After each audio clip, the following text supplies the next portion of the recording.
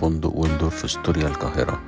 الفندق ده مش بس مكان للمبيت، ده تجربة متكاملة من الفخامة والرقي. من أول ما تدخل هتحس إنك في عالم تاني، استقبال راقي وخدمة 7 نجوم وديكورات فخمة تخطف العين. الغرف تحفة واسعة وشيك جدا، وكل تفصيلة فيها متخططة بعناية علشان تريحك وعشان كمان تدلعك. سواء كنت في رحلة شغل أو أجازة هتلاقي كل اللي محتاجه وأكتر. وعندك كمان سبا فاخر، حمام سباحة وجيم متكامل.